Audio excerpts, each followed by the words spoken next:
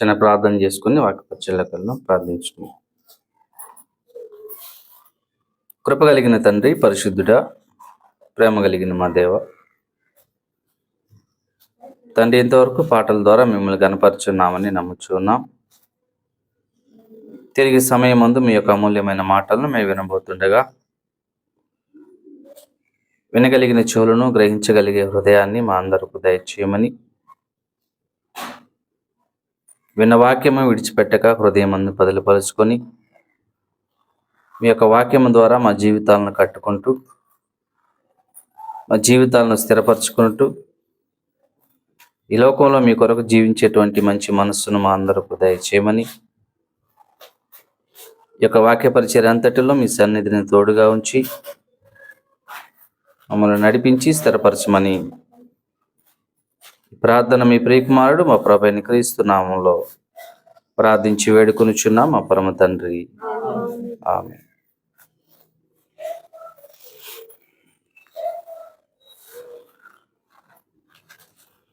ప్రేమణ దేవుని వారలారా,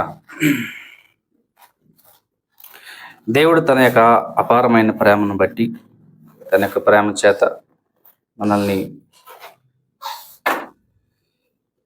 ఇంతవరకు సజీవుల లెక్కలో ఉంచి తన కుమారుడైన క్రీస్తు ద్వారా ఆయనను ఆరాధించేటువంటి గొప్ప అవకాశాన్ని ఆయన మనకు దయచేస్తున్నాడు. కాబట్టి మనం కృతజ్ఞత కలిగి మన బ్రతుకులను మనం సరి చేసుకోవడానికి, మన జీవితాలను దేవుని వైపుకు త్రిప్పి మనిషి ఏ రూపంలోనికి వస్తే దేవుడు ఇష్టపడతాడో ఆ క్రీస్తు స్వరూపంలోనికి మనమంతా రావడానికి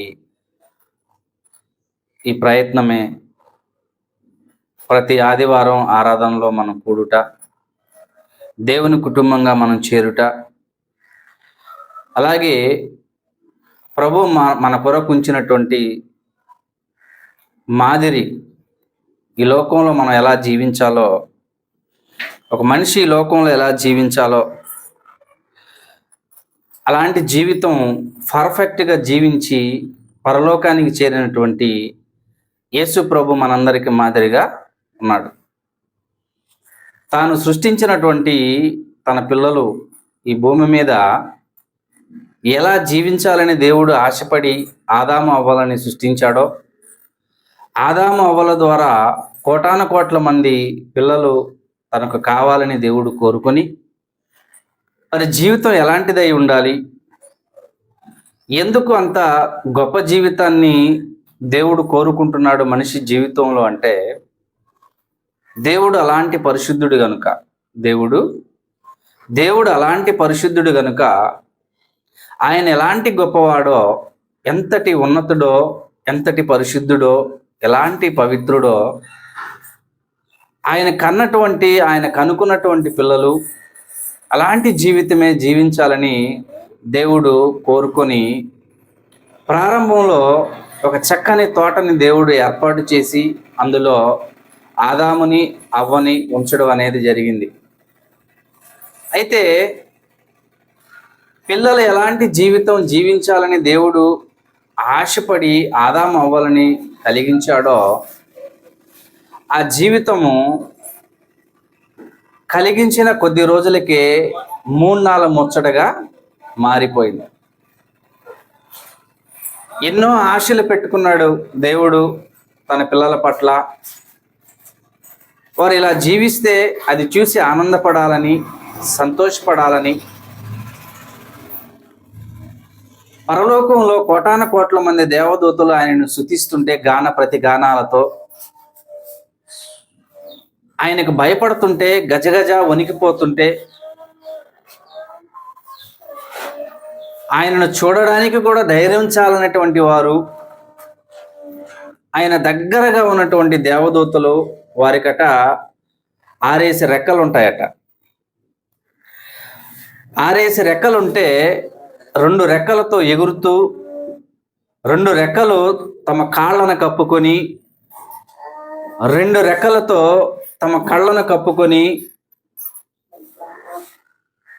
పరిశుద్ధుడు పరిశుద్ధుడు పరిశుద్ధుడు అని గాన ప్రతిగానాలతో నిరంతరము ఆయనను పొగిడేటువంటి దేవదూతలు పరలోకంలో ఉన్నారు.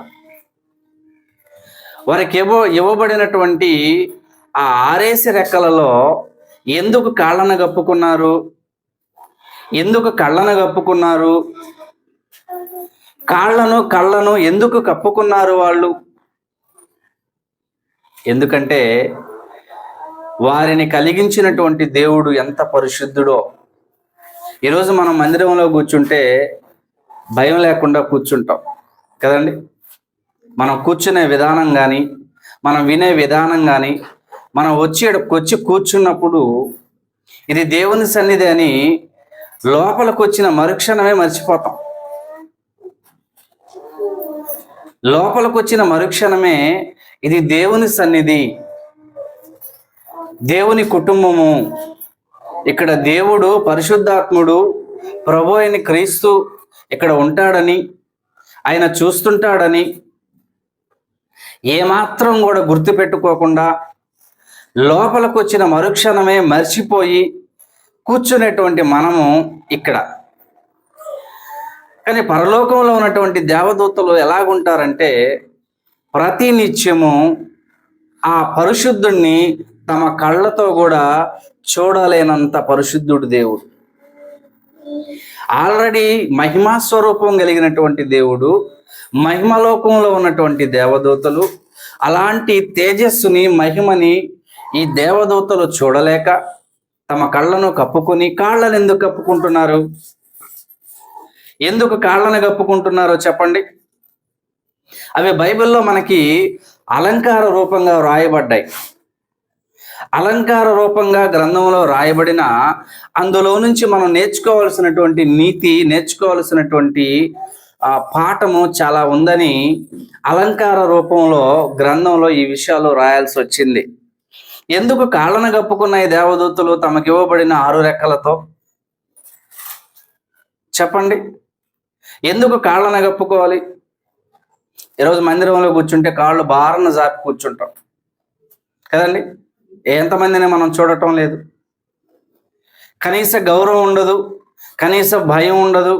ఇది దేవుని సన్నిధి అనేటువంటి భయాన్ని ఎరిగి మనిషి కూర్చుంటాడు. ఆ భయం లేకుండా మనిషి లోపలికి వస్తుంటాడు, బయటికి పోతుంటాడు.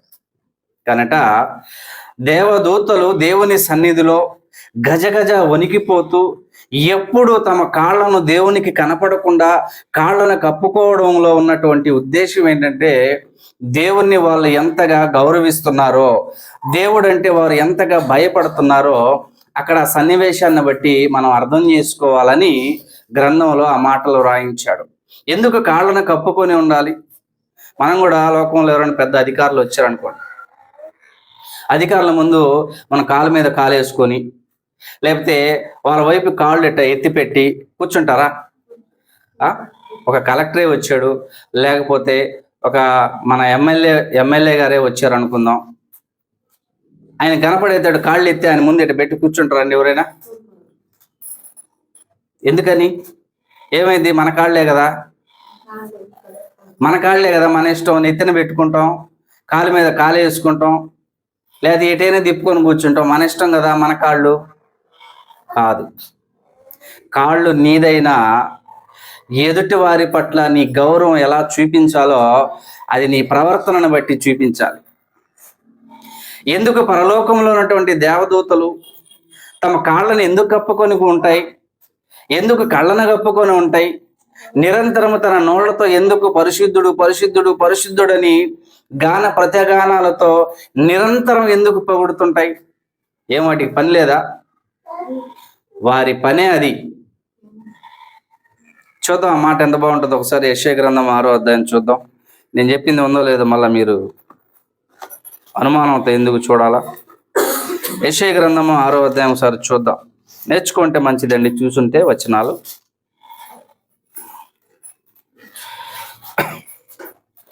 యెషయా గ్రంథం 6వ అధ్యాయం 1వ వచనం నుంచి మనం చదువుదాం.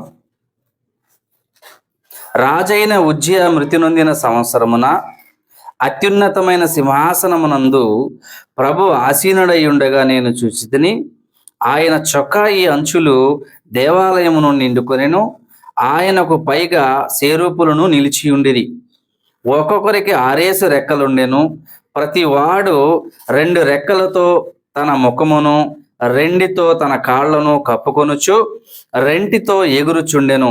వారు సైన్యములకు అధిపతియగు యెహోవా పరిశుద్ధుడు, పరిశుద్ధుడు, పరిశుద్ధుడు అని, సర్వలోకము ఆయన మహిమతో నిండి ఉన్నదని గొప్ప స్వరముతో గాన ప్రతిగానములు చేయుచుండిరి. వాళ్ళకి ఇవ్వబడినటువంటి 6 రెక్కలతో 2 రెక్కలని కప్పుకొని మహాన, 2 రెక్కలు కాళ్ళు కప్పుకొని 2 రెక్కలతో ఎగురుతూ పరిశుద్ధుడు, పరిశుద్ధుడు, పరిశుద్ధుడు అని గాన ప్రతిగానాలతో నిరంతరము పొగుడుతూ ఉన్నారంట దేవుణ్ణి. ఎందుకు అలాంటి వాళ్ళు గౌరవంగా ఉండాలంటే ఆయన ముందు వారిని కలిగించినటువంటి దేవుడు ఎంతటి గొప్పవాడో వారు గుర్తించగలిగారు. వాళ్ళని నమ్మారు.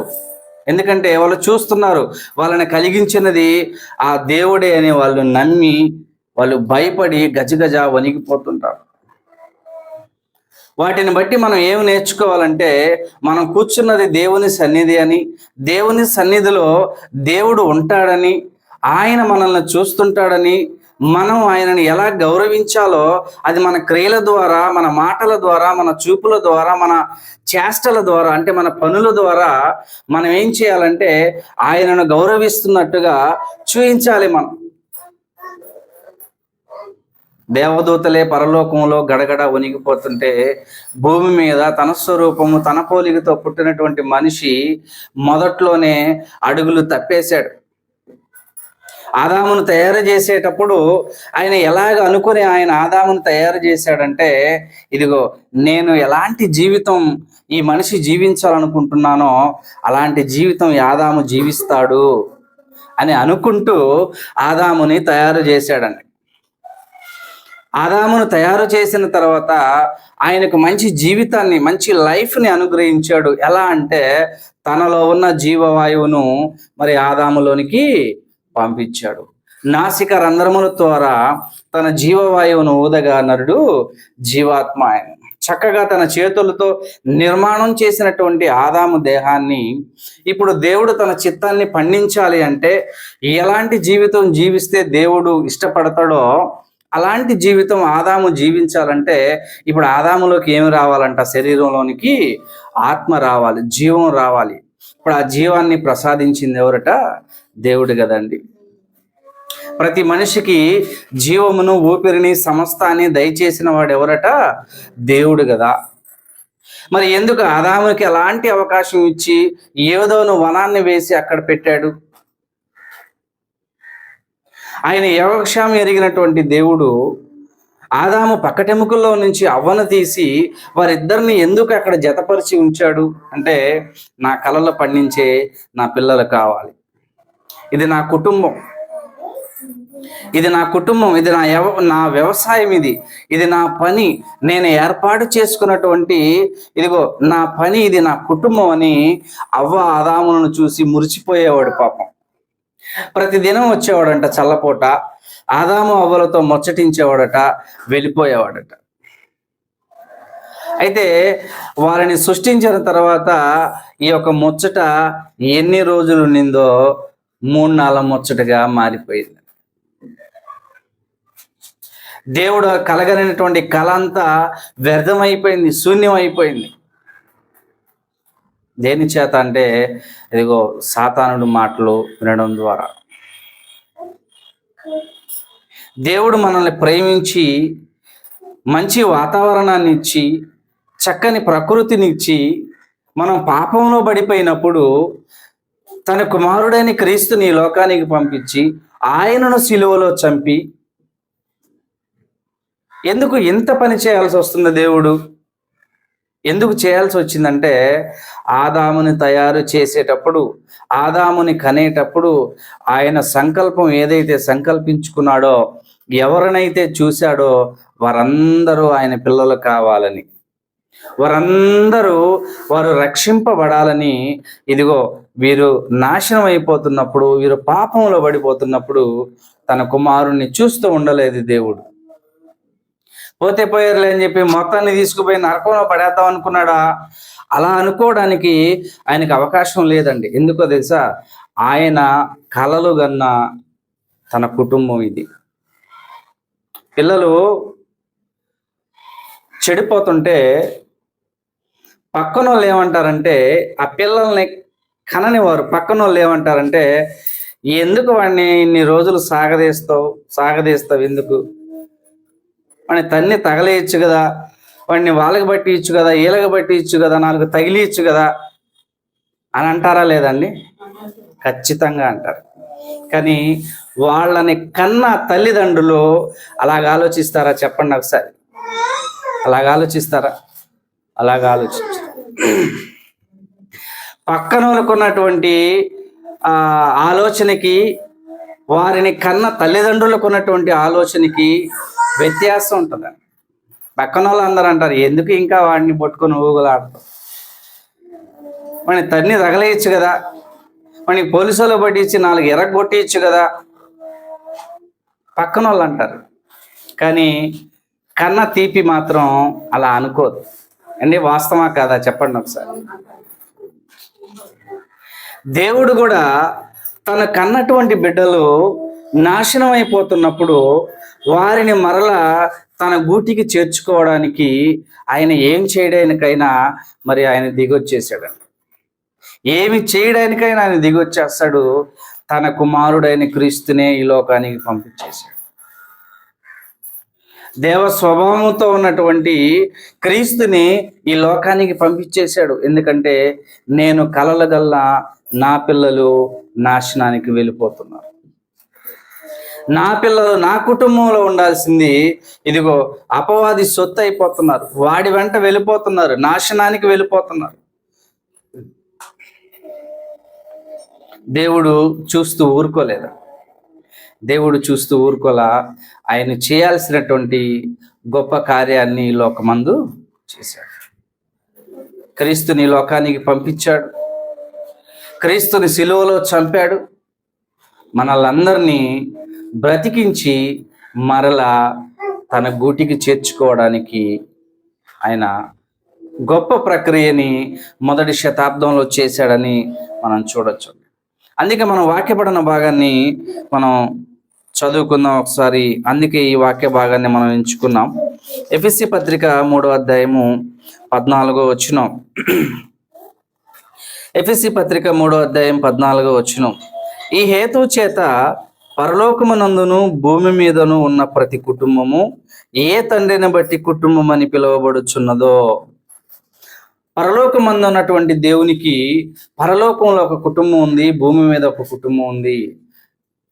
కుటుంబం ఏంటి అనేటువంటి విషయాన్ని, కుటుంబం ఎవరు లేక కుటుంబం అంటే ఏంటి అనేటువంటి విషయాన్ని మీరు కొద్ది వారాల ముందు విని ఉన్నారు. దేవుని కుటుంబం అంటే క్రీస్తు సంఘం అని, దేవుని సమూహం అని, ఇది మీకు నేను ముందుగా చెప్పడం జరిగింది. అది ఈరోజు మనం ఇందులో నుంచి నేర్చుకోబోయేటువంటి పాఠం ఏంటంటే, ఎలాంటి వారిగా ఉన్న వారిని బట్టి తన కుటుంబం అని పిలుచుకుంటుంటాడు. ఎందుకంటే లోకంలో ఉన్నటువంటి మనుషులందరినీ తన కుమారుడు ద్వారా తన కుటుంబంలోనికి దేవుడు ఏం చేశాడంటే ఆయన పిలుచుకుంటూ వచ్చాడు. ఒకసారి ఆయన కుటుంబం లేక ఆయన ఇల్లు అనేటువంటి విషయాలను ఒక 2-3 వచనాలు మనం చదువుకుందాం. ఎఫెసీ పత్రిక 2వ అధ్యాయము 17 నుంచి 19 వచనాలు కూడా ఒకసారి మనం చదువుకుందాం. ఎఫెసీ పత్రిక 2వ అధ్యాయము 17 నుంచి 19 వచనాలు ఒకసారి మనం చదువుకుందాం. మరియు ఆయన వచ్చి దూరస్తులైన మీకును సమీపస్తులైన వారికిని సమాధాన సువార్తను ప్రకటించెను.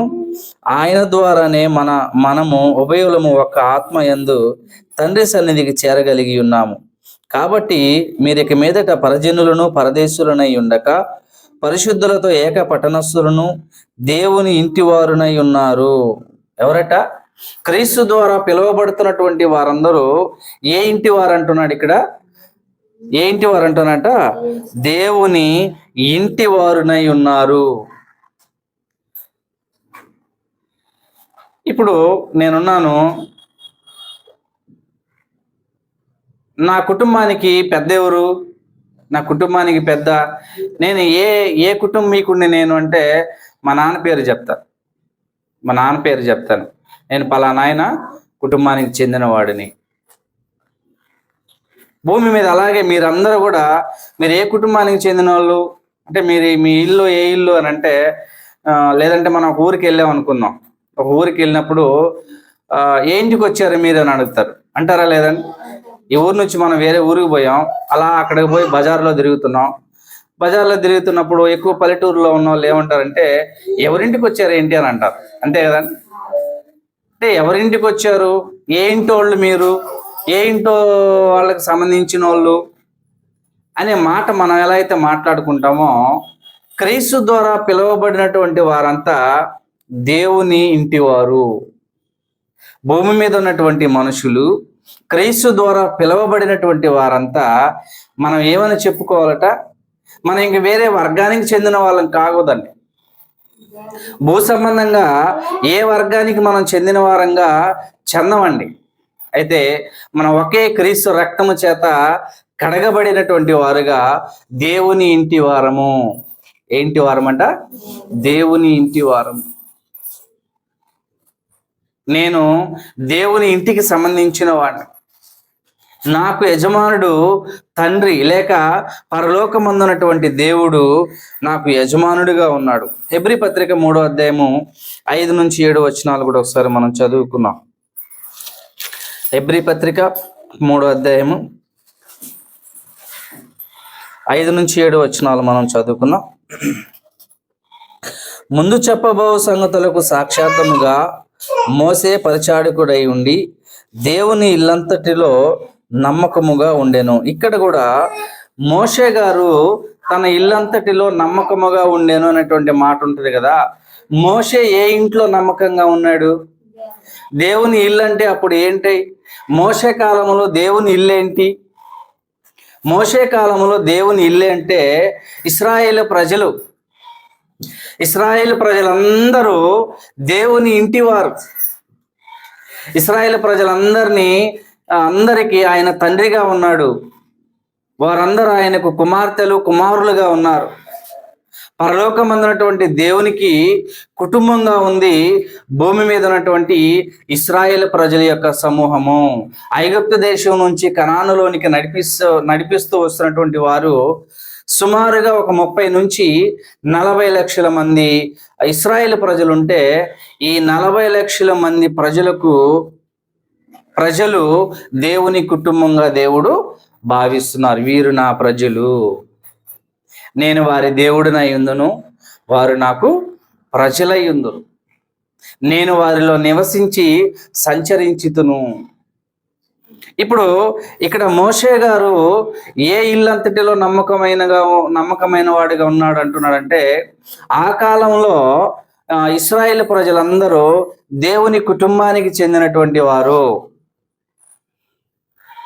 అందుకే చూడండి, రాహాబ్ అనేటువంటి వేశ్య దగ్గరకు వేగు చూడడానికి ఒక 2 వ్యక్తులు వచ్చినప్పుడు ఆ వేశ్య వారిద్దరిని చేర్చుకుని ఆమె ఏమంటది?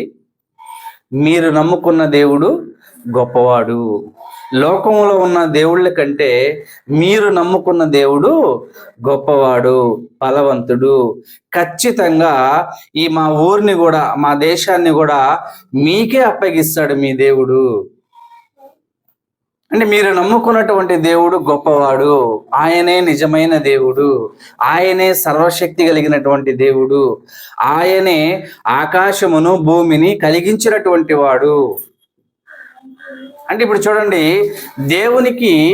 దేవుని కుటుంబం ఎవరు అని అంటే ఆ కాలంలో ఇశ్రాయేలు ప్రజలు.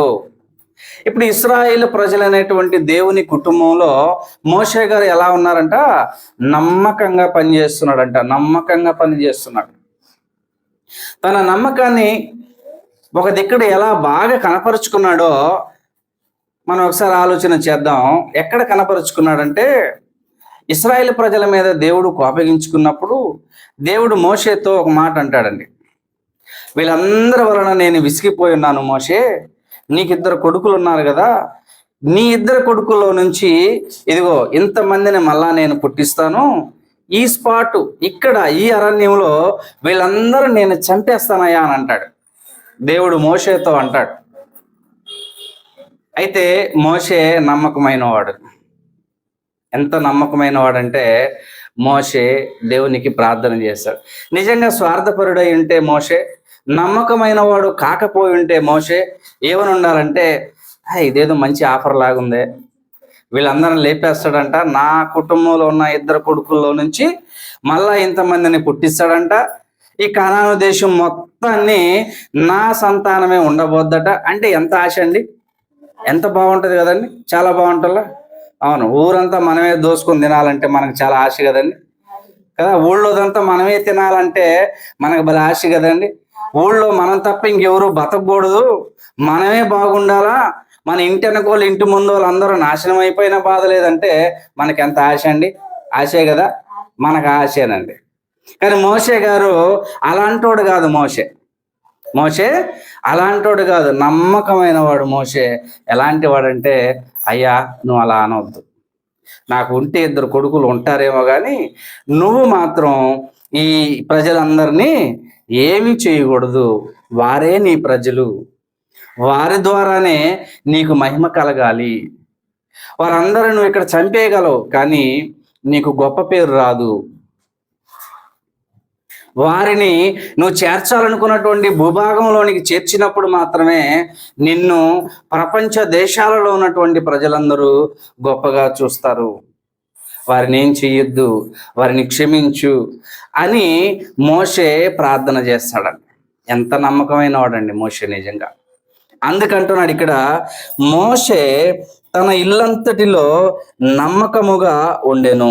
అయితే 6వ వచనం, అయితే క్రీస్తు కుమారుడయ్యుండి ఆయన ఇంటి మీద నమ్మకముగా ఉన్నాడు, ధైర్యమును నిరీక్షణ వలని ఉత్సాహమును తుదమటుకు స్థిరముగా చేపట్టిన ఎడల మనమే ఆయన ఇల్లు.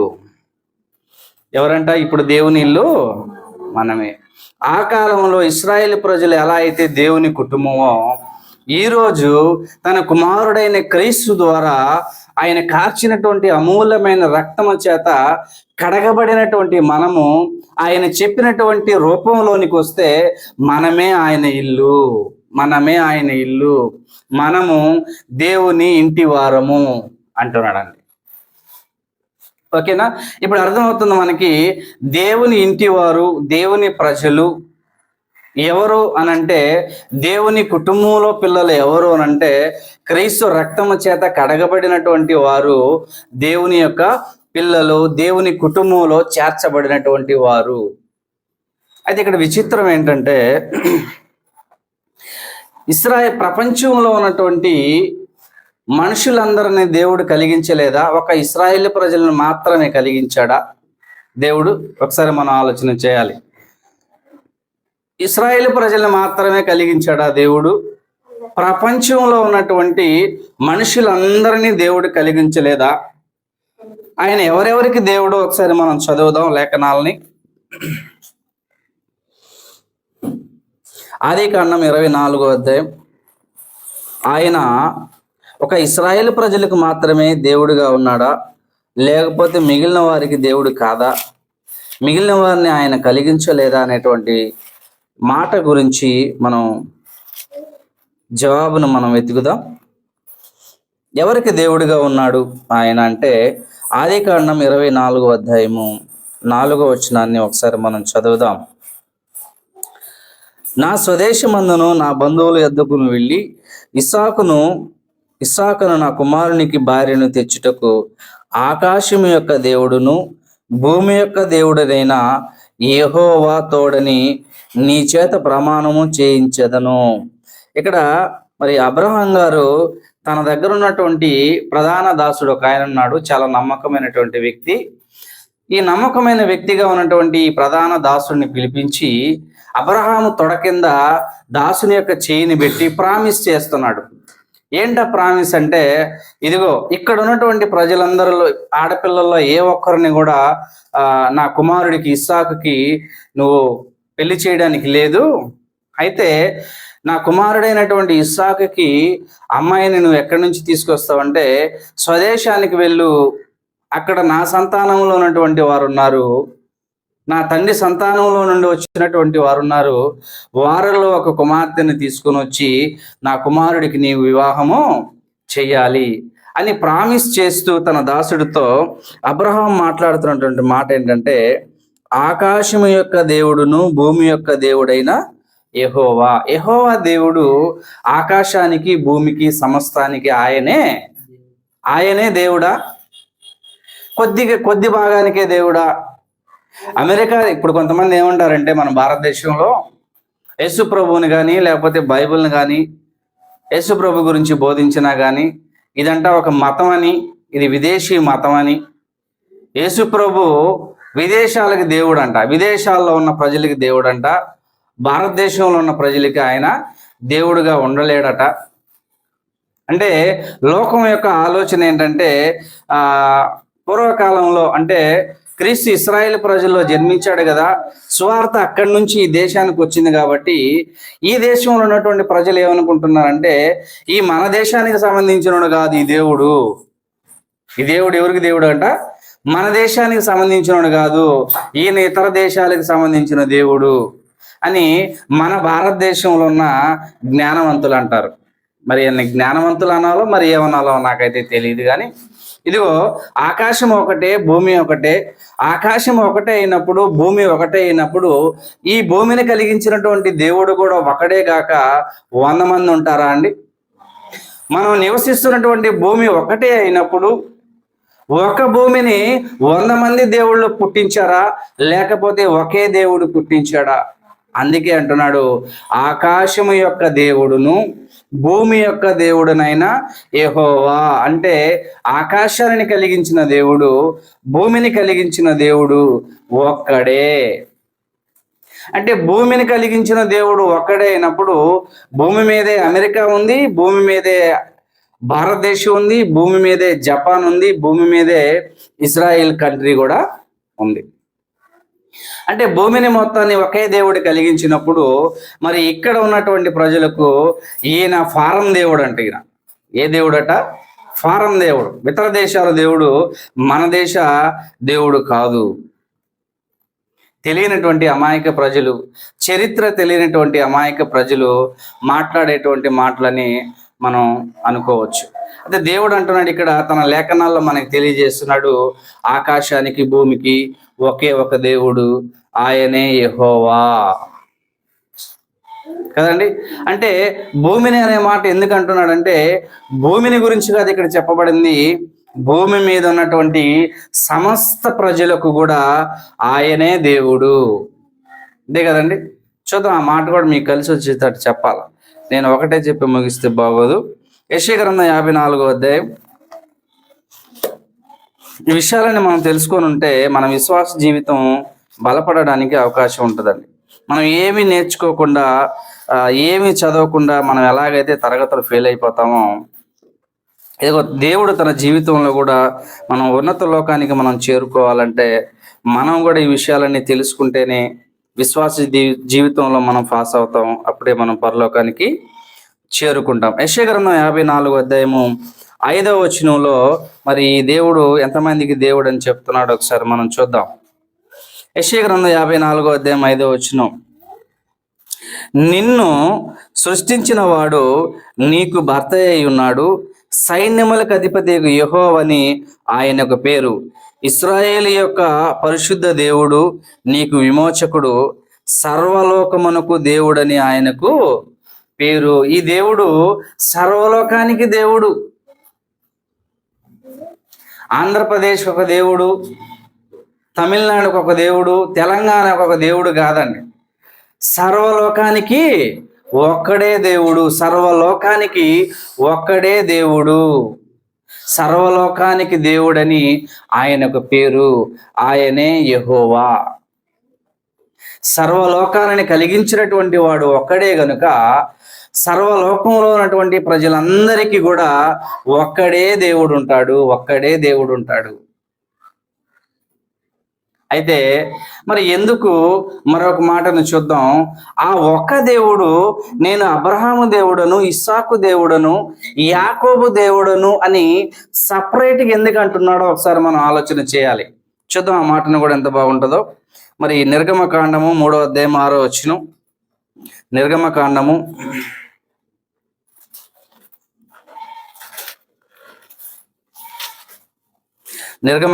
3వ అధ్యాయం పేజీ నెంబరు 46.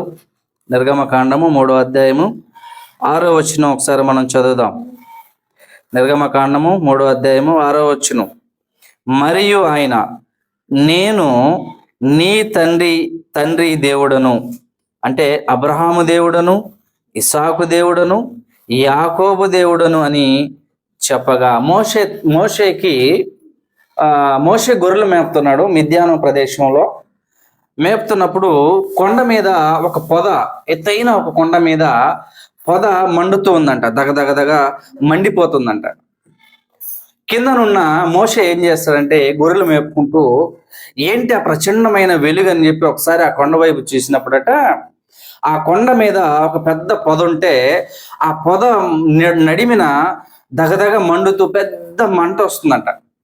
కానీ అక్కడ విచిత్రం ఏంటంటే పొద మండుతుంది కానీ అది కాలిపోలేదట. పొద ఏమో మండుతుందట కానీ ఆ పొద ఏమవలేదట, కాలిపోలేదు.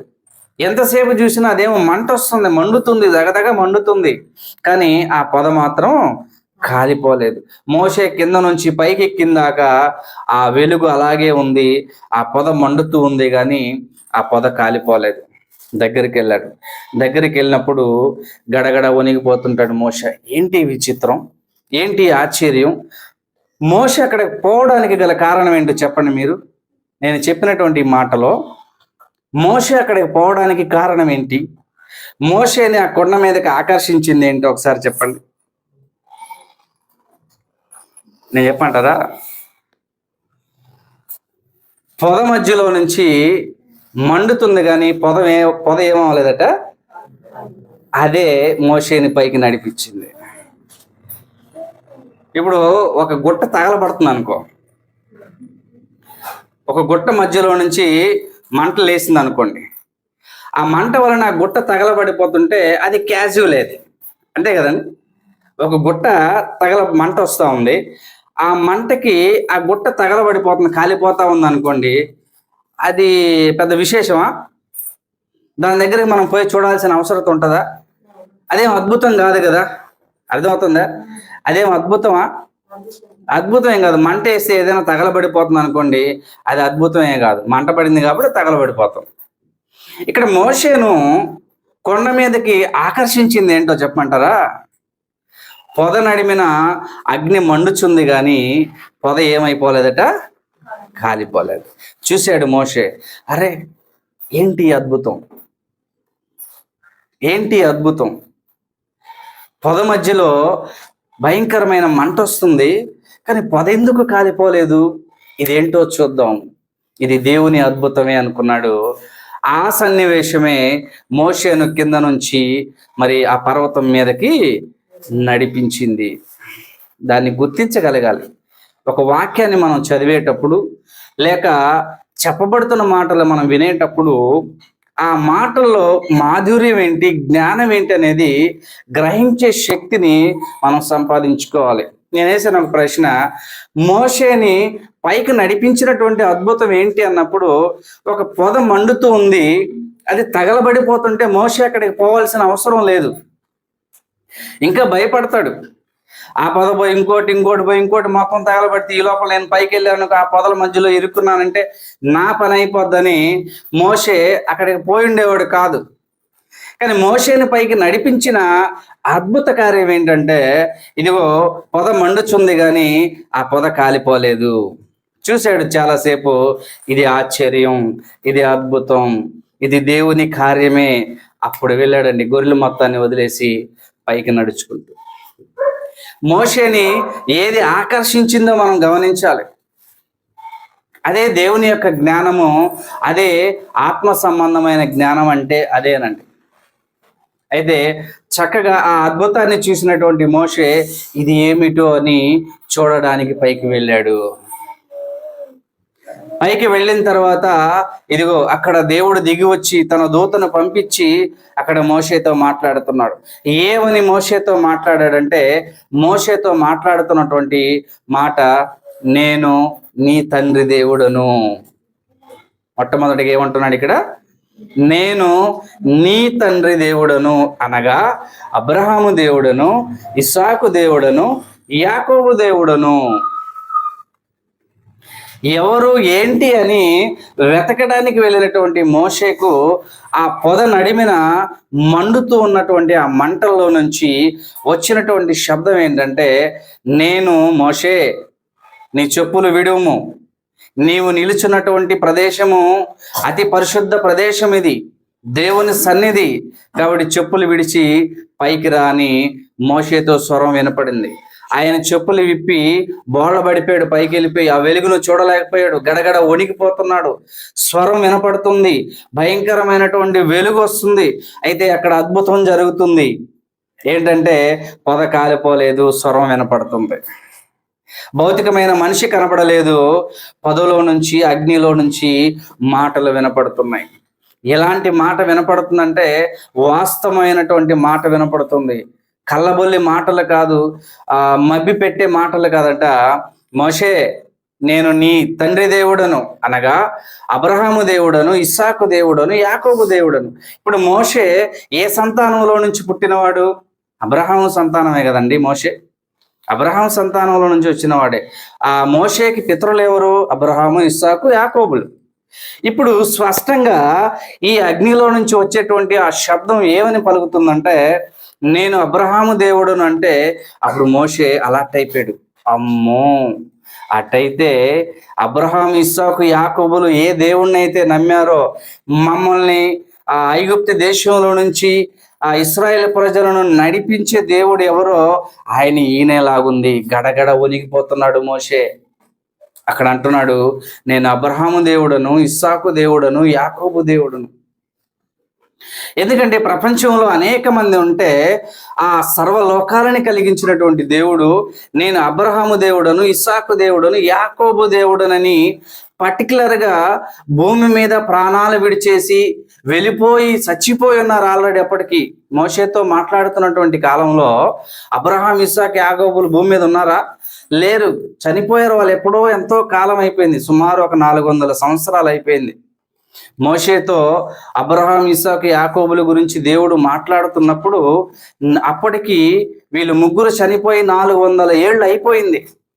400 సంవత్సరాల క్రితం చనిపోయిన ఈ ముగ్గురు మనుషుల గురించి దేవుడు అంటూ నేను అబ్రహాము దేవుడను, ఇస్సాకు దేవుడను, యాకోబు దేవుడనని ఎందుకు అంత గొప్పగా మాట్లాడుతున్నాడు చెప్పండి?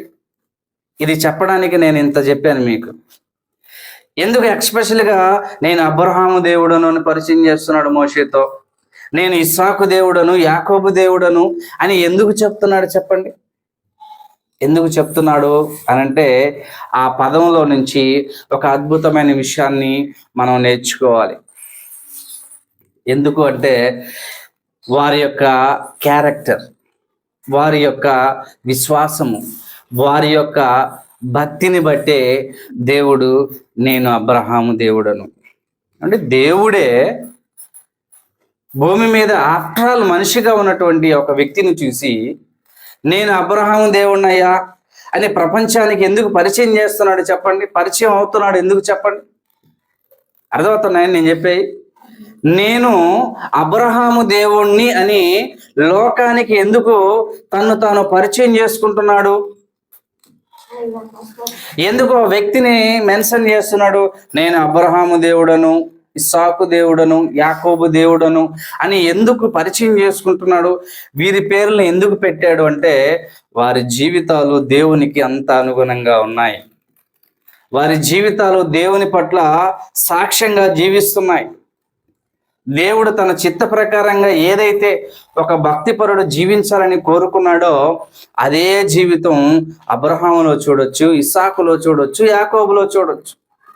అందుకే గర్వంగా దేవుడు అంటున్నాడు నేను అబ్రహాము దేవుణ్ణయ్యా. ఈరోజు పిల్లల విషయంలో తల్లిదండ్రులు ధైర్యంగా వీరు నా పిల్లలే అని బయట చెప్పుకోవాలి అంటే వీరి జీవితాలు ఎలా ఉండాలి ఊళ్ళో లోకంలో అంట. ఇదవుతున్నాయి నేను చెప్పి. మన పిల్లలు ఎదిగొచ్చిన పిల్లలు, వాళ్ళని బయట నలుగురికి పరిచయం చేయాలి. ఇదిగోయా వీళ్ళు నా పిల్లలయ్యా, నేను వీళ్ళ తండ్రినయ్యా అని ఏ తండ్రి అయినా తమ పిల్లల గురించి చెప్పాలి అంటే మరి ఆ పిల్లల జీవితాలు ఎలా ఉంటే తండ్రి అలా పరిచయం చేయగలడు. చాలామంది మన ఆంధ్ర రాష్ట్రంలో ఆటగాళ్ళు చాలామంది ఉన్నారు, స్త్రీలు కూడా ఉన్నారు. టెన్నిస్లో బాగా విజయం సాధించిన వాళ్ళు, ఇంటర్నేషనల్లో ఆడి గెలిచినటువంటి వారు స్త్రీలు కూడా ఉన్నారు. వాళ్ళ తల్లిదండ్రులు ఎంతో ఉప్పొంగిపోయి ఉంటారండి కదండి. వాళ్ళు ఆ మీడియా ముందు వాళ్ళు ఏమని చెప్పి సంతోషపడే వాళ్ళంటే, ఈ బిడ్డని దేవుడు మాకు ఇచ్చిన వరం అయ్యా అనేవాళ్ళు కదండి. ఎంత మరి వాళ్ళు సంతోషంగా తమ బిడ్డను చూపించి, ఈ బిడ్డ దేవుడు నాకు ఇచ్చిన వరం అయ్యా, నేను వాడికి తండ్రిని కాదు కానీ వాడే నాకు తండ్రి అయ్యా అని ఇలాగ మనం మీడియా ముందు మాట్లాడే తల్లిదండ్రుల్ని చూడొచ్చు. కొంతమందిని మనం చూసాం. ఎందుకు అంత సగర్వంగా తన బిడ్డను చూపించి ఒక తండ్రి అలా మాట్లాడుతున్నాడు? అతడు సాధించినటువంటి ఘన విజయం కదా. అవునండి, అతడు సాధించినటువంటి ఘన విజయమే అంత గొప్పగా తండ్రిని మాట్లాడిస్తున్నాయి. ఈరోజు లోకాలకు తండ్రి, లోకాలను కలిగించిన ఏకైక దేవుడు, ఇన్ని కోట్ల మంది భూమి మీద మనుషులుంటే నేను అబ్రహాము దేవుణ్ణని గొప్పగా అబ్రహామును చూపించి ఎందుకు దేవుడు మాట్లాడుతున్నాడు చెప్పండి? ఎందుకు అంటే ఆ తరంలో భక్తిపరులుగా, నీతిమంతులుగా, యథార్థపరులుగా, మంచి జీవితాలు జీవించినటువంటి వారుగా దేవుని దృష్టికి కనపడ్డారండి. వారిని అలా చూపించడానికి గల కారణం వారి క్యారెక్టరే, వారి జీవిత విధానమే. ఇస్సాకును తీసుకోండి. ఇస్సాకు ఎలాంటి గొప్పవాడో చెప్పమంటారా? ఇస్సాకు ఎలాంటి గొప్పవాడంటే, అబ్రహాము, తన తండ్రి అయినటువంటి అబ్రహాము తన దాసుని పిలిచి అమ్మాయిని చూసి వచ్చేంత వరకు ఇస్సాకు ఏం చేస్తున్నాడట? వెయిట్ చేస్తున్నాడు. దాసుడు ఒక అమ్మాయిని కనుగొని అమ్మాయిని తీసుకొచ్చేటప్పటికి ఇస్సాకు వయసు ఎంతో తెలుసా? వివాహం చేసుకునే సమయంలో ఇస్సాకు వయసు ఎంత అంటే 40 సంవత్సరాలు. ఎంతంట? 40 సంవత్సరాలు. ఈరోజు 14 సంవత్సరాలు వస్తేనే పిల్లగాళ్ళని పట్టుకోలేం, అంతే కదండి. ఈరోజు 14 ఏళ్ళు కిందకు వచ్చినాయి అంటే వాడు పోతి మగోడైపోతున్నాడు. ఆడపిల్లల్ని పట్టుకోలేకపోతున్నాం, మగవాళ్ళని పట్టుకోలేకపోతున్నాం. 14 ఏళ్లకే ఈరోజు మ్యాచింగ్లు కావాల్సి వచ్చాయండి పిల్లలకి. ఆడదైతే మగోడిని చూసుకుంటుంది, మగోడైతే ఆడదాన్ని చూసుకుంటున్నాడు. నేను ఎందుకు ఈ మాటలు మీకు చెప్పాల్సి వస్తుందంటే, సర్వలోకాలను కలిగించినటువంటి దేవుడు నేను ఇస్సాకు దేవుడిని ఎందుకు గర్వంగా చెప్పుకుంటున్నాడంటే, తన తండ్రి పిల్లను తెచ్చి ఇదిగో ఇస్సాకు రిబ్కా చేసుకో అంటే తండ్రిని బట్టి ఇస్సాకు తల ఉంచుకొని తండ్రి ఏ ఆడపిల్లనైతే తీసుకొని వచ్చాడో ఆ ఆడపిల్లని వివాహం చేసుకున్నటువంటి ఒక నీతిమంతుడు ఇస్సాకు అండి. దాసుడు వెళ్ళి తీసుకొని వచ్చాడు. తీసుకొని వచ్చిన తర్వాత రిబ్కా వచ్చేసింది. అబ్రహాం అన్నాడు, అయ్యా ఇస్సాకు, ఇదిగో నీకు ఒక అమ్మాయిని తీసుకుని వచ్చా అంటే, అప్పుడు ఈ తరం వాళ్ళని పెడదాం ఒకసారి ఇస్సాకు దగ్గర. అప్పుడు ఏమని ఉండాలా? ఆల్రెడీ మేము చూసేసుకున్నాం, అంతా అయిపోయింది, మాట్లాడేసుకున్నాం, ఇక మీరు ఊ అంటే చాలు దాన్ని తెచ్చుకుంటాను ఇంట్లోకి అంటాడు. కానీ ఇస్సాకు ఏమన్నాడో తెలుసా? తండ్రి నీ ఇష్ట ప్రకారం. అప్పటికి 40 సంవత్సరాలు, స్త్రీని ఎరగలేదు. ఎంత నీతిమంతుడో ఇస్సాకు చూడు, ఎంత పవిత్రమైన జీవితం ఇస్సాకుది. తల్లి చచ్చిపోయింది, అప్పటికి నిండు వృద్ధురాలు, తల్లి చచ్చిపోయింది. బాధపడుతూ ఉంటాడు ఆ సమయంలో. 40 ఏళ్ళు అయిపోయింది. అంటే 40 ఏళ్ల వయసులో ఉన్న కుర్రాడు తల్లి చచ్చిపోతే తల్లి నిమిత్తం బాధ. ఇది కూడా ఒక పాయింటేనండి. 40 సంవత్సరాల కుర్రాడు, ముసలి తల్లి చచ్చిపోయింది, తన తల్లి నిమిత్తం అంగలారుస్తున్నాడంట, బాధపడుతున్నాడంట. 40 సంవత్సరాల వాడికి తన తల్లి చచ్చిపోతే బాధపడే కొడుకు ఎవరు లేడండి ఈరోజు. ఉన్నారా అండి? ఎప్పుడెప్పుడు పోద్దా అనుకుని ఎదురు చూసేవాళ్ళు, ఎందుకు ముద్ద పెట్టాలా అని ఎదురు చూసేవాళ్ళు ఉన్నారు, తన్ని తగలేసే వాళ్ళు ఉన్నారు. అయితే తల్లి చచ్చిపోయిందని బాధపడుతూ ఉన్నాడంట ఇస్సాకు. ఎప్పుడైతే అబ్రహాము రెబ్కాని తీసుకొని వచ్చాడో, ఇదిగో నీ కొరకు నేను ఏర్పాటు చేసిన స్త్రీ, వివాహం చేసుకో అంటే, తండ్రి మాటని జమదాటకుండా, ఏందయ్యా ఈమెను తీసుకొని వచ్చావు, ఇది ఏ ఊరు, ఇది ఏ గోత్రం, ఈమెను నేను చేసుకోవచ్చా చేసుకోకూడదా, మంచిదా చెడ్డదా, ఇవేవి కూడా ఇస్సాకు ఆలోచించలేదు. ఒకటే, నా తండ్రి తీసుకొని వచ్చాడు, అది మంచిది అయి ఉంటుంది. ఏం ఆలోచిస్తున్నాడట? నా తండ్రి తీసుకొచ్చాడు, అది మంచిదే. ఏ నీతిని వెంబడించాడో తెలుసా ఇస్సాకు? తండ్రి తమ బిడ్డల పట్ల కసాయివాడులాగా ప్రవర్తించాడు, జాలిపడే తండ్రి. అంతే కదండి? తండ్రి తమ బిడ్డల పట్ల కసాయివాడులాగా ప్రవర్తించాడు. పచ్చి తాగబోతాడే, అయితే బాగా తాగేసి చికెన్ పకోడా కొనుక్కుంటాడు. ఎవరి కోసం? ఇంట్లో పిల్లలు ఉంటారు, ఒక 2 3, బాగా తాగేస్తుంటాడు. అయితే ఆ చికెన్ పకోడా తీసుకుంటాడు. ఎవరికంటే ఇది నా బిడ్డకి అంటాడు. పడతా లేస్తా ఉంటాడు, కానీ చికెన్ పకోడా ఎత్తుక్కుంటాడు. పడిపోయింది అనుకో, ఆ మూట ఎత్తుక్కుంటాడు. ఎందుకంటే ఎవరికనంటే ఇదిగో నా బిడ్డకి. తాగేస్తుంటాడు ఫుల్గా, కానీ ఎవరుంటారు ఆ వాడి మధ్యలో? బిడ్డ ఉంటుంది. బిడ్డ కోసం రా, ఇది భలే ఇష్టం రా నా బిడ్డకి పకోడా అంటే. వీడు పడిపోయినా కూడా దాన్ని జోరుకొని మళ్ళీ తీసుకొని వచ్చి ఆ బిడ్డకి ఇచ్చిందాక వాడు నిద్రపోవడం. తాగబోతే తండ్రి తమ బిడ్డ పట్ల ఇలాగ జాలి చూపిస్తే మరి పరలోకమందున్న దేవుడు చూపించడా? అలాంటి నీతి కలిగిన వాడు ఇస్సాకు గనుక అబ్రహాం మీద అంత భయము భక్తి కలిగినటువంటి వాడు కాబట్టి నా తండ్రి చూపిస్తున్నాడు, నా తండ్రి నాకు ఒక స్త్రీని చూశాడు, మరి నా తండ్రి చూసేటువంటి స్త్రీ అది మంచిదై ఉంటేనే నా కొరకు సిద్ధపరుస్తాడు. ఏమాత్రం సందేహింపకుండా తన తండ్రి మాటిని రెబ్కాను ఇస్సాకు వివాహం చేసుకుంటాడు. అందుకే గొప్ప దేవుడు, పరలోకమందున్నటువంటి దేవుడు నేను ఇస్సాకు దేవుడని అని ఘనంగా చెప్పుకుంటాడు. మరి యాకోబు విషయంలో నేను యాకోబు దేవుడనని ఎందుకు చెప్పుకుంటాడంటే, ఇస్సాకుకి 2 కుమారులు పుడతారు. 2 కుమారుల్లో పెద్దవాడు ఏం చేస్తాడంటే తండ్రికి తెలియకుండా 2 పిల్లలను చేసుకుంటాడు ఆల్రెడీ. ఇస్సాకు తెలియకుండా 2 ఆడవాళ్ళను చేసుకుంటాడు. కానీ ఈ యాకోబు విషయంలో తండ్రి అయిన ఇస్సాకు ఏమంటాడంటే, అయ్యా నువ్వు కనాను స్త్రీలో ఎవరిని కూడా వివాహం చేసుకోవద్దు, ఇదిగో నీవు నీ తల్లి ఇంటికి వెళ్ళు, అక్కడ నీ తల్లి అన్నదమ్ముడు కూతుర్లు ఉంటారు, వాళ్ళలో ఒకతను నీవు వివాహం చేసుకో. ఎవరిని వివాహం చేసుకొని తండ్రి అయిన ఇస్సాకుకి మరి ఇస్సాకు యాకోబుకు చెబుతాడో, యాకోబు అలాగే మామని ఎత్తుక్కుంటూ వెళ్తాడు, మేనమామని. అంటే రెబెకా అన్న, ఇస్సాకు భార్య అయిన రెబెకా అన్నని ఎత్తుక్కుంటూ వెళ్తాడు మరి యాకోబు. ఎందుకు వెళ్ళాడు అంటే తండ్రి చెప్పాడు, నీవు ఈ కానాను స్త్రీల్లో ఎవరిని కూడా వివాహము చేసుకోవద్దు, ఇదిగో నీ తల్లి ఇంటికి వెళ్ళు, అక్కడ నీ మేనమామ ఉన్నాడు, నీ తల్లి అన్నదమ్ముడు ఉన్నాడు, ఆయన కుమార్తెలు ఉన్నారు, వారిలో ఎవరినో ఒకరిని నీవు వివాహం చేసుకో.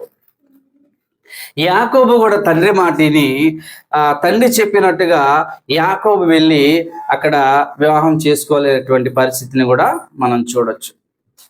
కానీ ఏసేపు మాత్రం, అంటే ఇస్సాకు పెద్ద కొడుకు మాత్రం ఏం చేశాడంటే తండ్రి మాట వినకుండా, తండ్రి చెప్పకముందే తండ్రికి తెలియకుండానే 2 భార్యలను చేసేసుకుంటాడు. మరి తమ్ముడితో పాటు 3వ భార్యను కూడా చేసుకునేటువంటి వాడు ఏశావు. మరి యాకోబు ఎలాంటి గొప్ప జీవితాన్ని ఆయన జీవించగలిగాడో దానిని బట్టి కూడా మరి దేవుడు అంటున్నాడు, నేను యాకోబు దేవుడను. అంటే చూడండి, దేవుడు ఎక్స్పెషల్గా వారి దేవుడిని అని ఎందుకు చెప్పుకుంటున్నాడు అంటే అక్కడ మనం ఏం తీయాలి బయటికంటే వారి జీవితాలు దేవునికి అంత అనుగుణంగా ఉన్నాయి. దేవుడు మెచ్చుకోదగినటువంటి జీవితాలు వారిలో కనబడుతున్నాయి. కాబట్టి వీరి దేవుణ్ణి నేను వారి దేవుణ్ణి, వారు నా కుమారుడు అని గొప్పగా దేవుడు చెప్తున్నాడు. ఈరోజు ఇక్కడ ఉన్నటువంటి మనలందరం కూడా తండ్రికి కుటుంబంగా ఉన్నటువంటి మనమంతా ఇదిగో పరిశుద్ధులుగా ఉండుటకు పిలువబడినటువంటి సమూహము. ఇక్కడ మనం ఎంతమంది ఉన్నామో తెలియదు, కానీ మనమట ఎలాంటి జీవితం జీవించాలని దేవుడు కోరుకొని పిలుస్తున్నాడట. సరే చదువుదాం. కొరింథీ పత్రిక మొదటి అధ్యాయము. దేవుని కుటుంబం, ఎవరు దేవుని కుటుంబం అనేటువంటి విషయాన్ని మనం ఆలోచన చేస్తున్నాం. ఎవరు నిజానికి దేవుని కుటుంబం? పూర్వకాలంలో అబ్రహాము, ఇస్సాకు, యాకోబుల దేవుడిని గొప్పగా దేవుడు చెప్పుకుంటున్నాడంటే వారి జీవితాలను బట్టి, వారి నీతిని బట్టి దేవుడు వారి విషయమే గొప్పగా ఎలా అయితే చెప్పుకుంటున్నాడో, ఈరోజు తన కుమారుడైన క్రీస్తు ద్వారా ఏర్పాటు చేసినటువంటి సంఘమే దేవుని కుటుంబం అయినప్పుడు ఈ కుటుంబంలో మనం ఎలా జీవించడానికి మనల్ని పిలిచాడో ఒకసారి మనం చదువుకుందాం. 1-2 వచనాలు చదువుదాం. దేవుని చిత్తము వలన యేసుక్రీస్తు యొక్క అపొస్తలుడుగా నుండుటకు పిలువబడిన పౌలును, సహోదరుడైన సోస్తెనేసును, 2వ వచనం, కొరింథీలోనున్న దేవుని సంఘమునకు అనగా క్రీస్తు యేసునందు పరిశుద్ధపరచబడిన వారై పరిశుద్ధులుగా ఉండుటకు పిలువబడిన వారికి. చాలు. కొరింథీలోనున్న దేవుని సంఘమునకు, దేవుని సంఘము అంటున్నాడు. ఈ సంఘము ఎవరు అంటే క్రీస్తు యేసునందు పరిశుద్ధపరచబడిన వారై పరిశుద్ధులుగా ఉండుటకు పిలువబడిన సమూహము. క్రీస్తు యేసునందు పరలోకమందున్నటువంటి దేవుడు క్రీస్తు యేసునందు పరిశుద్ధపరచబడిన వారై, అంటే క్రీస్తు యేసునందు మనల్ని ఏం చేస్తున్నాడట? పరిశుద్ధపరుస్తున్నాడంట. పరిశుద్ధపరచబడిన వారై పరిశుద్ధులుగా ఉండుటకు పిలువబడినటువంటి వారే దేవుని సంఘము. ఇప్పుడు పరిశుద్ధత జీవితం మనం జీవించాలి. మన జీవితాన్ని దేవుడికి చూపించాలి. అబ్రహాం ఎలా అయితే చూపించాడో, ఇస్సాకు ఎలా అయితే చూపించాడో, యాకోబు గారు ఎలా అయితే చూపించారో, గొప్పగా వారిని బట్టి నేను వీరి దేవుడిని ఎలా చెప్పుకుంటున్నాడో, ఈరోజు ఈ కుటుంబం అంతా నాదే అని దేవుడు చెప్పుకోవాలి అంటే ఇదిగో పరిశుద్ధపరచబడిన వారై పరిశుద్ధులుగా ఉండుటకు పిలువబడిన మనము పరిశుద్ధ జీవితం మనం ఏం చేయాలట? జీవించాలి. పరిశుద్ధ జీవితం మనం జీవించాలి అంటే నోటి మాటతో మనం అనుకుంటే మనకు అలాంటి జీవితం రాదండి. నోటి మాట అనుకుంటే అలాంటి జీవితం రాదు. నేను పరిశుద్ధుడిని ఒకవేళ నా నోటితో నేను అనుకున్నాను అనుకోండి, నేను పరిశుద్ధుడిని అయిపోతానా? అవలేను. నా జీవితం అలాంటిదై ఉండాలి. ఒక విషయాన్ని మనం ఆలోచన చేద్దాం, చేసి మనం ముగిద్దాం. ప్రేమణ దేవుని వర్లరా, ఇదిగో యేసు ప్రభుని ఒక ఆయన భోజనానికి పిలుస్తాడండి. ఒక ఆయన భోజనానికి పిలుస్తాడు. భోజనానికి పిలిచిన తర్వాత ఆయన కూర్చొని ఉంటాడు. కూర్చొని ఉన్నప్పుడు ఒక స్త్రీ వస్తుంది. ఒక స్త్రీ వచ్చి తన పాదాల దగ్గర నిలబడి ఏడుస్తుంది. ఆమె ఏడుస్తుంది. ఏడ్చి తన కన్నీళ్లు యేసు పాదాల మీద పడేటట్టుగా ఆమె ఏడ్చి, ఆ కన్నీళ్లు యేసు పాదాల మీద పడిన తర్వాత వాటిని తన తల వెంట్రుకలతో తుడుస్తుంది.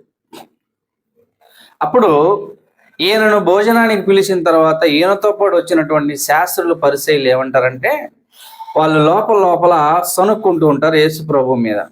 ఏమని సనుక్కుంటుంటారంటే, ఈయన దేవుని కుమారుడు అంటున్నాడు, ఈయన ఒక పెద్ద ప్రవక్త అంటున్నాడు, ఈయన దేవుని కుమారుడు అని అంటున్నాడు కదా, మరి ఈయన వచ్చి ముట్టింది ఎవరో ఈయనకు తెలియదా అని వీళ్ళు మనసులో అనుకుంటున్నారు.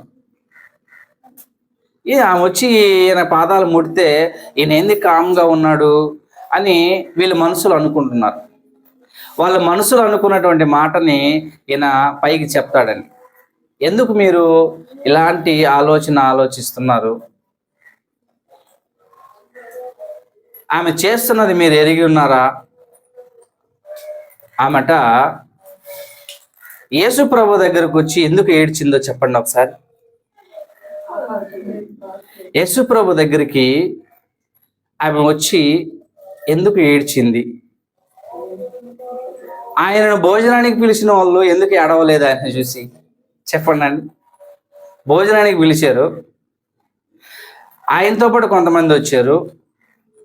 యేసు ప్రభుని చూసి ఎవరు ఏడవలేదు. కానీ ఈ స్త్రీ ఎందుకు ఏడ్చింది? కన్నీళ్లు కార్చింది, పాదాలు కడిగింది. పాదాలు తన కన్నీళ్లు పాదాల మీద పడినప్పుడు తల వెంట్రుకలతో ఎందుకు తుడిచింది? యేసు ప్రభు ఈమెకి ఎలా కనిపించాడు? వీళ్ళందరికి యేసు ప్రభు ఎలా కనిపిస్తున్నాడు? ఇది పాయింట్ ఇక్కడ.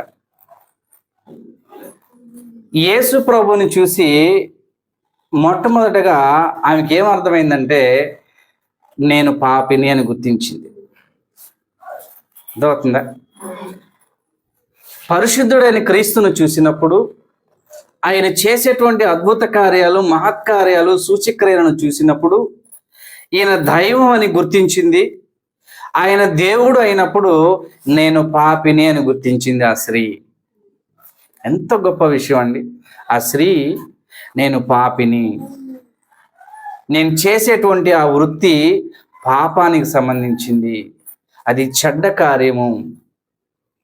అయితే ఆమె ఏమి పొందడానికి వచ్చిందంటే తన యొక్క పాప భారాన్ని పరిశుద్ధుడి ముందు తీసివేసుకోవడానికి వచ్చిందంట. మొట్టమొదటిగా ప్రభువును చూసినప్పుడు తనెవరో తనకి బయలుపడింది. నేను పాపిని అని గుర్తించింది మొట్టమొదటిగా స్త్రీ. కానీ ఆయనను భోజనానికి పిలిచిన వాళ్ళు కూడా పాపులేనండి. ఆయనను భోజనానికి పిలిచిన వాళ్ళు పాపులే. కానీ వీళ్ళు బయటపడని వాళ్ళు. వీళ్ళెవరట? వీళ్ళు బయటపడలా. ఆమె మాత్రము తన యొక్క పాపాలని అక్కడ ఒప్పుకుంటుంది. ఎలా ఒప్పుకుంటుంది? ఇది ఒక పాయింట్ అండి. ఎలా ఒప్పుకుంటుంది? తన యొక్క పాపాలను ఎలా ఒప్పుకుంటుందంటే, ఇప్పుడు మనం నోటితో పాపాలను ఒప్పుకున్నంత మాత్రాన అవి తీర్చబడవండి. క్రియ చూపించాలి. ఒక స్త్రీ కన్నీళ్లతో పాదాలు కడిగి తల వెంట్రుకలతో కాళ్ళు తుడిచిందంటే తాను ఎంతగా తగ్గించుకుందో ఆ కార్యాన్ని బట్టి మనకు అర్థమవుతుంది. అది ఏ ఒక్కరికి తన భర్త కూడా కోరినా అలా చేయరండి స్త్రీలు. భర్త కోరినా కూడా ఆ స్త్రీ అలా చేయదండి. కానీ యేసు ప్రభు దగ్గరికి వచ్చి ఆ స్త్రీ అలా చేసిందంటే అర్థం ఏంటంటే, మొట్టమొదటిగా తాను పాపి అని గుర్తించింది. వాక్యం అనేటువంటి అద్దము ముందు మనం నిలబడినప్పుడు మనలో ఉన్న సమస్త కల్మషము అద్దంలో కనపడిపోతాయి. వాక్యం అనేటువంటి అద్దము, ఈ గ్రంథంలో ఉన్నటువంటి మాటల్ని అద్దముగా కూడా మనము పోల్చుకోవచ్చు. వాక్యం అనేటువంటి అద్దము ముందు మనం నిలబడినప్పుడట నేను ఎలాంటి వాడనో నాకు అర్థమైపోద్ది. పరిశుద్ధుడైన క్రీస్తుని చూసినప్పుడు ఈ స్త్రీ వ్యభిచారం చేస్తున్నటువంటి స్త్రీ, ఆమె వ్యభిచార స్త్రీ ఆమె. అయితే తాను చేస్తున్నది వ్యభిచారం అని ఆమెకి ఎప్పుడు అర్థమైపోయింది? ఎప్పుడు ఆమె మారు మనసు పొందిందంటే ఒక నీతిమంతుణ్ణి, ఒక పరిశుద్ధుణ్ణి చూసినప్పుడు మాత్రమే. రోజు ఈ శాస్త్రులు పరిచయాలు కనపడుతుంటారు కదండి. ధర్మశాస్త్రాన్ని పట్టుకొని శాస్త్రులు పరిచయాలు రోజు కనపడుతుంటారు ఆమెకి.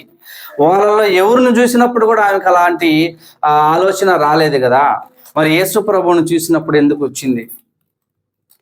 వచ్చిందంటే ఆమె నీతి ఏంటో గమనించేసింది. నీతిపరుడు, పరిశుద్ధుడు, పవిత్రుడు ఎవరో ఆమె గుర్తించేసింది. అందుకే ఆయన పాదాలు కన్నీళ్లతో ఆమె కడిగిందండి. మరి వీళ్ళందరికీ ఎందుకు ఏడుపు రాలేదు? వీళ్ళందరూ యేసుప్రభుని ఎలా చూస్తున్నారు? వీళ్ళందరూ యేసుప్రభుని ఎలా చూస్తున్నారంటే శత్రువులా భావిస్తున్నారు. ఈయనేంది దేవుని కుమారుడిని అంటున్నాడు ఏంటి? దేవునితో సమానంగా అనుకుంటున్నాడు ఏంటి? ఈయన వడ్లవాని కుమారుడు కదా, ఏసేపు మరియమ్మలకు పుట్టినవాడు కదా, ఈయనేంది దేవుని కుమారుడిని అనుకుంటున్నాడు అని ఎప్పుడు కూడా యేసు ప్రభువుని దేవుని కుమారుడిగా, పరిశుద్ధుడిగా అంగీకరించిన వాళ్ళు కాదు వీళ్ళు. కాబట్టి ఆయన చూసినప్పుడు వీళ్ళకి ఎందుకు ఏడుపు వస్తుంది? వీళ్ళు పాపులని వీళ్ళకి ఎందుకు తెలిసిపోద్దండి? తెలియదండి. అయితే ఈ స్త్రీ మాత్రము ఆయన చేసేటువంటి అద్భుత కార్యాలు, మహత్కార్యాలు చూసి ఇది దేవుడు చేసే కార్యమే తప్ప లోకంలో ఏ మనిషి వలన కూడా ఇది సాధ్యము కాదు. మరి వీళ్ళు ఎందుకు గ్రహించలేకపోయారండి?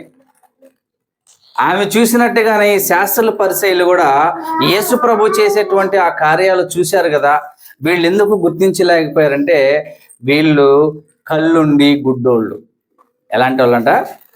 కళ్ళుండి గుడ్డోళ్ళు. అందుకే యేసుప్రభు అంటాడు, మీకు కళ్ళున్నా అవి చూడవు, చెవులున్నా అవి వినవు, మనసున్నా అది గ్రహించదు. ఎందుకంటే మీరు ముష్కరులు అంటాడు అపొస్తలుల కార్యం. ముష్కరులారా, మీకు కళ్ళుండి చూడవు, చెవులుండి వినవు, హృదయం ఉన్నా కూడా అది గ్రహించే హృదయం కాదు. అంతా పాడైపోయింది. అన్ని మిషన్లు పాడైపోయినాయి. చెవులుంటే పాడైపోయినాయి, కళ్ళుంటే పాడైపోయినాయి, మనస్సుంటే అది అంతకన్నా చెడిపోయింది. ఇలా చెడిపోయిన వాళ్ళు, ఇలాంటి వాళ్ళని ఏమంటారంటే ముష్కరులు అంటారండి. అంటే దేవుని కార్యాన్ని, దేవుని మాటను వాళ్ళు గ్రహించే స్థితిలో ఉండరు. ముష్కరులు ఎలాంటి వాళ్ళు అంటే గ్రహించే స్థితిలో ఉండరు. మనస్సు ఉంటుంది కానీ వాక్యం మీద ఆలోచన ఉండదు. ఈరోజు పలానా వాక్యం విన్నాం కదా, దాని ప్రకారంగా మనం జీవించాలి అనేటువంటి ఆలోచనలోనికి మనిషి రాడు. ఎందుకంటే ఆ మనస్సు పాడైపోయింది కాబట్టి. చెవులు ఉన్నాయి, చెవులు వినపడతా ఉంటాయి, కానీ ఆ చెవులు ఎలాంటి చెవులు అంటే అవి వినే చెవులు కదా, పనిచేయవు. ఉన్నాయా? పనిచేయవు అవి. మనం కూడా అప్పుడప్పుడు ఏదైనా సందర్భం వచ్చినప్పుడు మన ఇంట్లో కొన్ని వస్తువులు పాడైపోయినాయి ఉంటాయి, చూడడానికి రోజు తుడిచి పెడుతుంటాం. ఎవరైనా చుట్టాలు వచ్చినప్పుడు అడుగుతారు, నీ మిషన్ బాగుంది, పని చేస్తుంది అంటే, అది ఉంటుంది కానీ పని చేయదయ్యా అని అంటాం. అంతే కదా, ఉంటుంది కానీ అది పని చేయదు. అది మనకు కూడా చెవులు ఉంటాయి, పని చేయవయి, పని చేసే కాదు. కళ్ళు ఉంటాయి కానీ చూడవు. ఇప్పుడు చూడండి, శాస్త్రుల పరిచయాల కళ్ళకి, వ్యభిచారం చేస్తూ ఉన్నటువంటి ఆ స్త్రీ కళ్ళకి ఎంత తేడా ఉందో చూడండి. ఆ స్త్రీ కళ్ళు ఈయన పరిశుద్ధుడని గుర్తించాయి, దేవుని కుమారుడని గుర్తించాయి. ఎందుకంటే మొట్టమొదటిగా ఆయన చేస్తున్నటువంటి అద్భుతాలను బట్టి. ఇది దేవుడు తప్ప మరెవరు చేయలేనటువంటి కార్యాలు. కాబట్టి ఈయన దేవుడు అయినప్పుడు నేను పాపిని ఒప్పుకుంది ఆ స్త్రీ. ఎంత గొప్ప జీవితం అని ఈరోజు గ్రంథంలో ఆమె గురించి మనం నేర్చుకుంటున్నాం. ఆమె గురించి గొప్పగా రాయబడింది గ్రంథంలో. ఏంటో తెలుసా? ఈ యుగాంతం జరిగేంత వరకు, ఈ లోకం తరతరాల వరకు, భూమి మీద మనుషులు ఉన్నంత వరకు, క్రీస్తుని ప్రకటించినంత వరకు ఆమెను గురించి కూడా ప్రకటింపబడుద్ది అని గ్రంథంలో రాయబడిందని. అర్థమవుతున్నాయండి? క్రీస్తు ఈ భూమి మీద ఎంత కాలం ప్రకటింపబడతాడో అంటే భూమి ఉన్నంత వరకు ఈమెను గురించి కూడా లోకం ప్రకటింపబడుతుంది. ఎంత గొప్ప జీవితం అయితే, మరి ఎంత గొప్ప మార్పు అయితే ఈరోజు గ్రంథంలో రాయబడిందండి. ఎలాంటి మార్పు! మనం కూడా దేవుని సన్నిధిలోనికి వచ్చినప్పుడు మనమేంటో, మన క్యారెక్టర్ ఏంటో, మన ఆలోచన ఏంటో, మన స్థితి ఏంటో, మనం వేటిని విడిచిపెట్టాలో, వేటిని ధరించుకోవాలో అవి మనకు అర్థమైపోవాలి దేవుని సన్నిధిలోకి వచ్చినప్పుడు. అర్థమవుతుందా? వేటిని విడిచిపెట్టాలో, వేటిని ధరించుకోవాలో, మనం ఏమి చెయ్యాలో, ఏమి చెయ్యకూడదో అనేది దేవుని సన్నిధిలోనికి వచ్చిన తర్వాత మనకి తేట తెల్లగా అర్థమైపోవాలి. కానీ అలా అర్థం కాలేదు అంటే, ఇంకా వాటిని మనం విడిచిపెట్టుకోలేదు, దేవుడు కోరిని ధరించుకోలేదు అంటే అర్థం ఏంటంటే, ఇంకా నీవు పరిశుద్ధ గృహంలోనికి చేరిన దానవు కాదు. ఇది పాయింట్ నేను చెప్పాలనుకున్నది. పరిశుద్ధులుగా ఉండుటకు పిలువబడినటువంటి వారి మీద దేవుడు ఆయన తండ్రిగా ఉన్నాడు. మీరే నా కుటుంబం అని అంటున్నాడు. అయితే మన జీవితాలు అలాంటివి ఉంటేనే ఆయన కుటుంబంలో ఒక వ్యక్తిగా చేర్చబడినట్లే. అంతవరకు మనం ఇక్కడికి వచ్చిపోతున్నా, ఇక్కడ కూర్చొని పోతున్నా, ఇక్కడ తినిపోతున్నా, దేవుని కుటుంబంలో ఒకరిగా మనము ఉండే అవకాశం లేదండి. సంఖ్యపరంగా, నా కళ్ళకి పరంగా మీరు కనబడుతుంటాం, మనమంతా కనబడుతుంటాం, సంఘంలో ఉన్నట్టే ఉంటాం. కానీ దేవుడు కోరుకున్న రూపం రాకపోతే, ఆయన పరిశుద్ధుల సమూహం అని ఎవరినైతే అంటున్నాడో ఆ జాబితాలోకి మనం చేర్చబడము.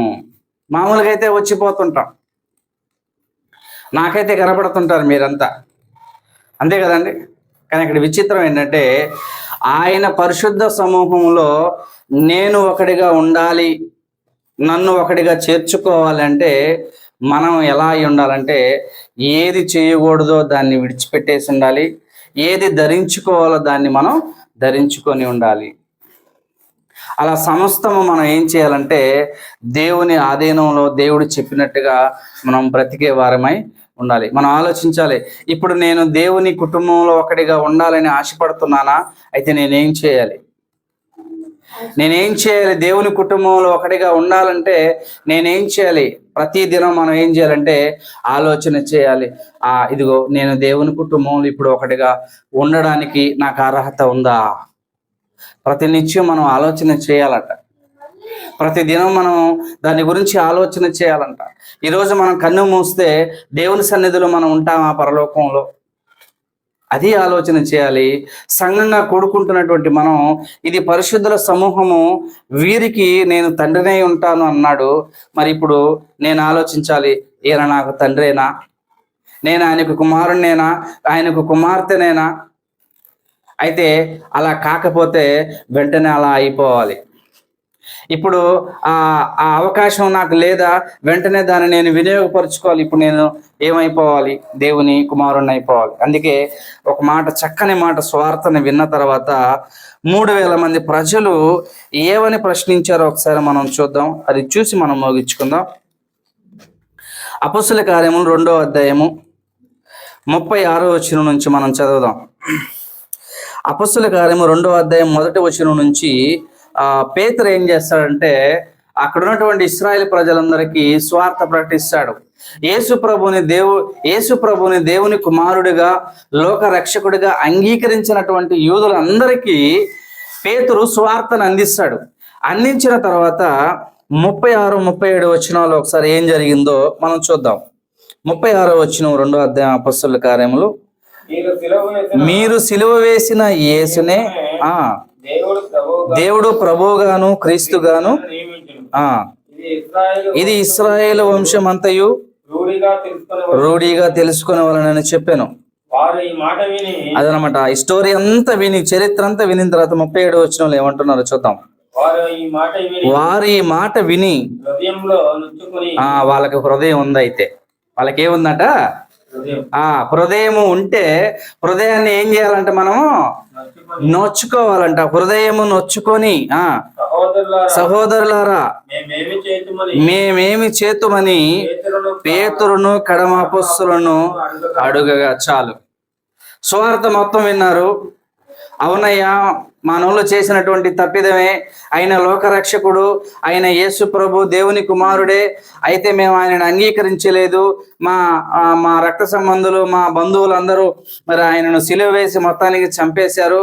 అయితే మీరు గొప్ప స్వార్థను అందించారు, మంచిదే. అప్పుడు ఆయన చేసినటువంటి కార్యాలన్నిటిని విన్నటువంటి వారు వారి హృదయాల్లో నొచ్చుకున్నారు. అయ్యో, అవునా, ఆయన దేవుని కుమారుడేనా? ఆయన్నేనా మేమంతా ఇలా నాశనం చేసింది? ఆయన్నేనా మేము సిలువేసి చంపింది?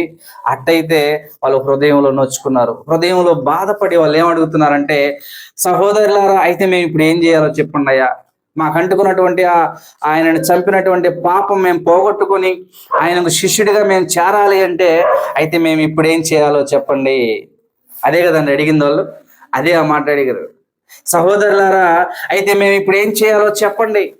ఆ మాట అడిగినప్పుడు వెంటనే పేతురు ఏమంటాడంటే, మీరు మారు మనస్సు పొంది మీ పాప క్షమాపణ నిమిత్తము యేసు నామములో బాప్తిజం పొందుడి, అప్పుడు పరిశుద్ధాత్మ అనేటువంటి వరము మీకు అనుగ్రహింపబడును అనే మాట చెప్పినప్పుడట ఎంతమంది బాప్తిజం పొందారంటే, కింద వచనం చదవండి, ఎంతమంది బాప్తిజం పొందారట? పేతురు మీరు మారు మనసు పొంది పాప క్షమాపణ నిమిత్తం ప్రతివాడు యేసుక్రీస్తు నామమున బాప్తిస్మం పొందుడి, అప్పుడు మీరు పరిశుద్ధాత్మను వరం పొందుదురు. అవును, ఈ వాగ్దానము మీకును మీ పిల్లలకును. 41వ వచనం చదవదాం. కాబట్టి అతను వాక్యం అంగీకరించిన వారు బాప్తిజం పొందిరి.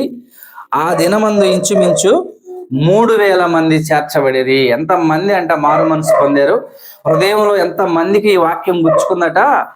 3000 మంది అంట, 3000 మంది. అయ్యలారా, అయితే ఇప్పుడు మేమేం చేయాలో చెప్పండి. మాకు అంటుకున్నటువంటి ఆ అపరాధం, ఆయనను చంపినటువంటి ఆ పాపం ఇప్పుడు మేము పోగొట్టుకొని ఆయనకు శిష్యుడిగా మేము చేర్చబడాలంటే, ఆయన మనల్ని అంగీకరించాలంటే మేమేం చేయాలో చెప్పు. ఆ మార్గాన్ని అడుగుతున్నారు వాళ్ళు. అడిగినప్పుడు పేతురు అంటున్నాడు, అట్టయితే మీరు మారు మనసు పొందండి, పాప క్షమాపణ నిమిత్తం బాప్తిజం పొందండి, పరిశుద్ధాత్మ వరం మీకు అనుగ్రహింపబడుతుంది అన్నప్పుడు వాళ్ళు తక్షణమే ఆలోచించకుండా అట్టయితే నువ్వేం చేయాలో అది చేసి అన్నప్పుడు 3000 మందికి ఒకే దినాన బాప్తిజం పొందినటువంటి దాఖలాలు అక్కడ మనం చూస్తామండి. 3000 మంది వాళ్ళకి హృదయాలు ఉంటే, ఆ హృదయాలు నొచ్చుకుంటే వాక్యం ద్వారా ఇదిగో వాళ్ళు బాప్తిజం పొంది పరిశుద్ధాత్మ వరమును పొంది చేర్చబడిరి. ఎక్కడ చేర్చబడ్డారు వాళ్ళు? అయిపోయింది, ముగిచేసాను. ఎక్కడ చేర్చబడ్డారంట వాళ్ళు?